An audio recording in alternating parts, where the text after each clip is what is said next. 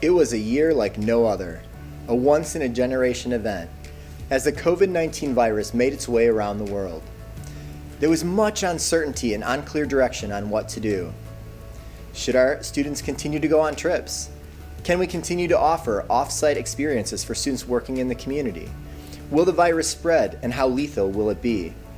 Illinois responded 1 year ago this month by shutting down its businesses, schools, and public places, and mandated a stay-at-home order. What was a normal school year, with sports and activities, social events, and daily life as we knew it, in District 214 and across Illinois, the country, and the world, came to an end. At first thought, many felt this would be a 2-week shutdown to flatten the curve. In advance of the governor's order, District 214 instructed students and staff to take materials home, as it looked like there may be a remote learning for a short period of time. Little did we know the order would extend through the end of the last school year. The state issued mandates regarding remote learning and the prohibition of new materials being taught. It was not the best situation for students and teachers. But our staff and our students stepped up then and continue to step up today. As the unemployment numbers skyrocketed, we launched the 214 Cares campaign, which to date has raised and distributed over $100,000 to our families.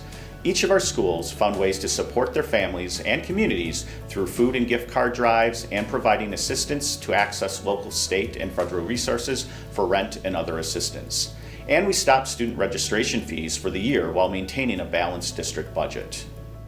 And our CTE teachers and even some students brought 3D printers into their homes, running them 20 hours a day, 7 days a week to manufacture over 10,000 face shields that were distributed to hospitals, nursing homes, COVID ICU units, park districts, local fire and police departments, and other organizations that were in desperate need of them.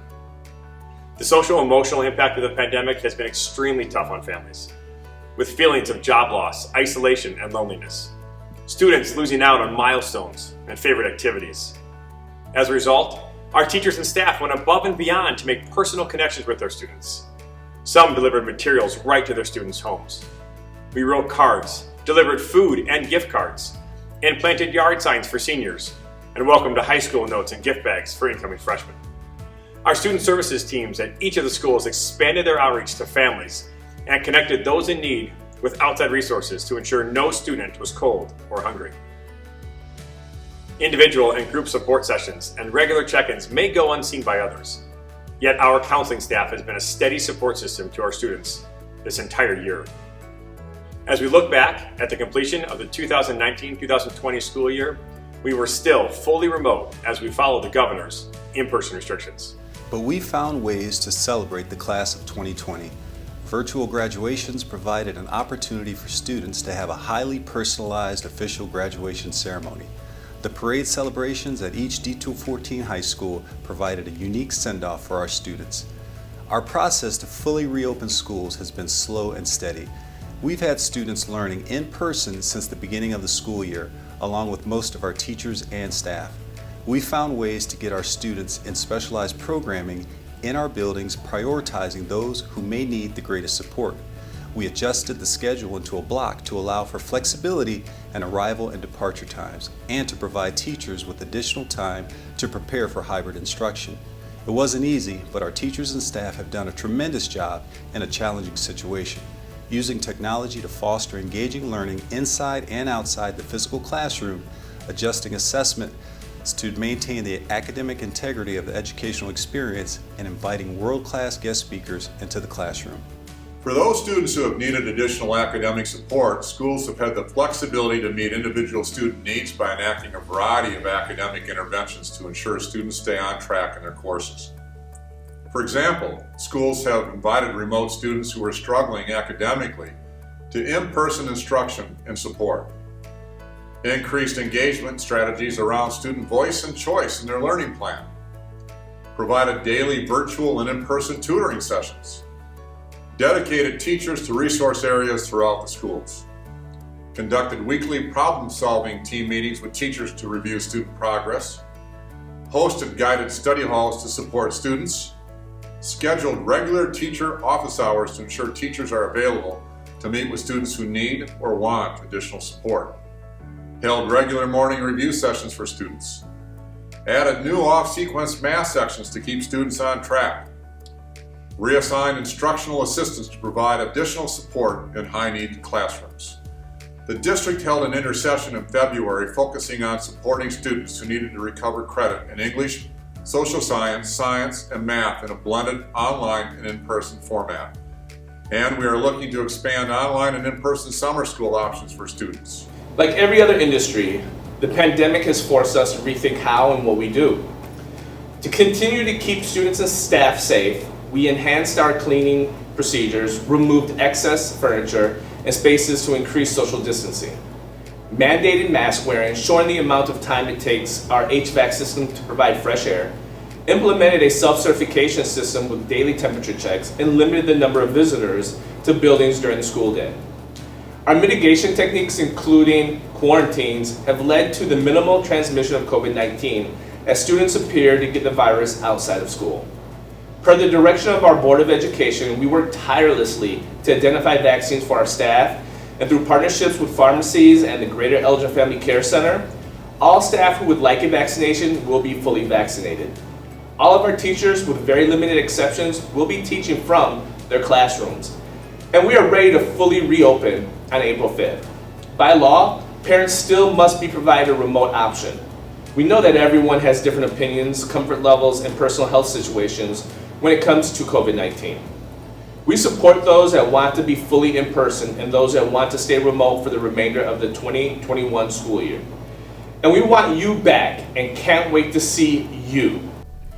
We have resumed sports and more activities for in-person, expanded capacity in our stands to watch competitions, and expanded live streaming to show more games and events.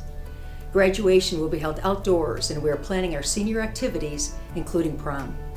We are open and plan to stay open for the rest of the year. As orders, mandates, and guidance from the federal and state governments has continued to shift over the course of the year, as more is known about COVID-19, we have had to shift our plans as well and are currently designing what the 2021-22 school year will look like. We want it to look and feel as much as normal next year and are planning for full in-person learning. We know, based on individual medical and family situations, that some students may need to continue in a remote environment next year. We are actively working with partner school districts to see if we can create fully remote sections of classes so students in remote have full remote instruction and students in person have fully in-person instruction. We anticipate that we'll be able to find a solution. Additionally, we're working through the process of designing schedules for next year. Conversations have been and continue to be held about the potential for block scheduling. Maintaining an A-B block schedule would be a continuation of our current practice.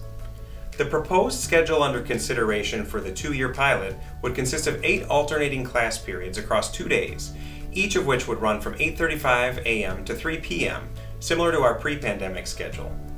Each block would consist of 80 minutes of instructional time, with one of the blocks extended to 130 minutes to accommodate a 45-minute lunch period.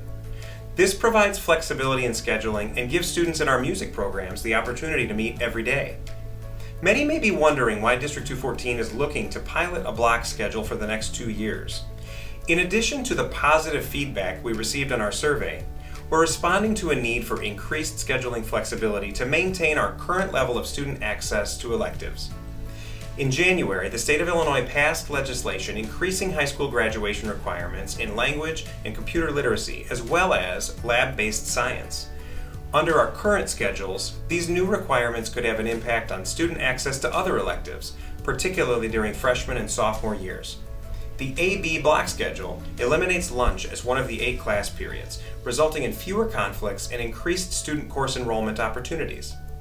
While Rolling Meadows High School has had a block schedule for many years, it was important for all D214 students, staff, and parents to experience a full semester of a block schedule during the first half of this year. The pandemic has been one of the most stressful times for our teachers, staff, students, and families. We've learned that the old way of doing things is not the only way. We have learned that strength lies in our ability to change course, and our students have seized every opportunity to do so productively. Because we believe that as long as you learn from the hardest moments, you are driven forward. This hasn't been easy, but in many ways, it has brought us closer together. We have worked harder, done more, lifted one another up, and encouraged perseverance and resilience. We look forward to welcoming more students to our buildings on April 5th, and we can't wait to see a great end to our 2021 school year, and we're already planning for an awesome start to our 21-22 school year in August. We are hopeful for the future and thankful for your continued support.